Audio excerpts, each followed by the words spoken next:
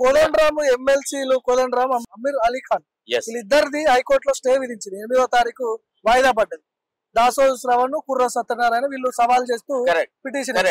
So ఏంది ప్రభుత్వ కక్ష సాధింపు చర్యనా ఏమంటారు? కక్ష సాధింపులో దుబ్బలేదు అసలు. యాక్చువల్లీ గవర్నమెంట్ వెయిట్ చేసేది ఉండే ఎలక్షన్స్ అయ్యే అట కోర్టులో కేసు తేలే వరకు.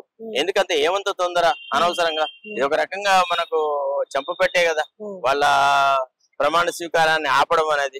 4 రోజులు అయితే ఎట్లా వాళ్ళ కేసు ఓడిపోయేదే. ఇప్పుడు ప్రభుత్వం లేదు, దాసో శ్రవణ్ ఎమ్మెల్సీ అయ్యే అవకాశమే లేదు, గుర్ర సత్యనారాయణ అంతకు గాడు. కేసు డిస్మిస్ అయినాక చేస్తే అయిపోయేది కదా. ఇప్పుడు అంత తొందర ఎందుకు అంటే ప్రభుత్వానికి ఇచ్చేటువంటి న్యాయ సలహాలు కూడా యూస్లెస్.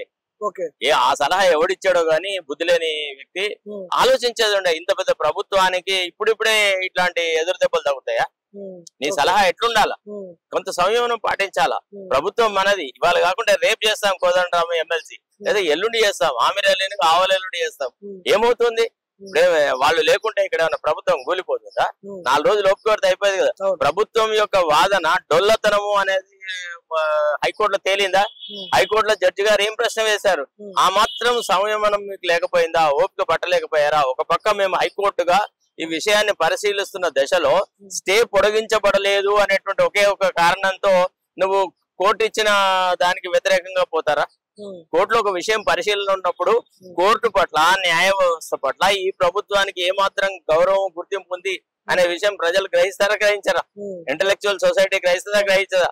ఏం తొందర ఎత్తిపోయింది? ఎందుకు అంత పెద్ద కోదండరామ్ ఎమ్మెల్సీ అయి పీకేది ఏముంది? ఇప్పుడు ఇవాళ రేపే పోయి ఎమ్మెల్సీగా అయ్యి అక్కడ చేసేది ఏముందండి? చెప్పండి ఒక మాట.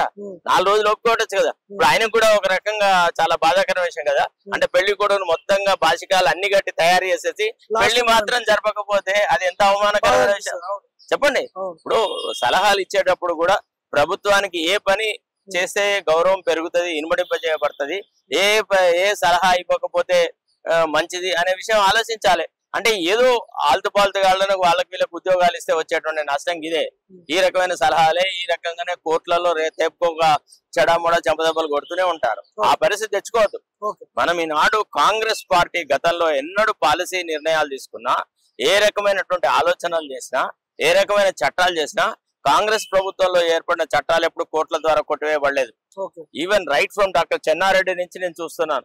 చెన్నారెడ్డి గారు శాసనసభలో బల్ల గుద్ది మరీ చెప్పినాడు, నేను లా గ్రాడ్యుయేట్ కాదు, లా చదవలేదు, ఏం చేయలేదు, కానీ అన్ని విషయాలను కూలంకషంగా పరిశీలించి చట్టాలు చేస్తాను అధ్యక్ష, నేను చేసిన ఏ చట్టం కూడా కోర్టులలో కొట్టివేయబడలేదు అన్నారు. అట్టనే అనాలోచితంగా చట్టాలు చేసి కేసీఆర్ లాగానో లేకపోతే చంద్రబాబు నాయుడు లాగానో మనము అపహాస్యం పాలు కాకూడదు.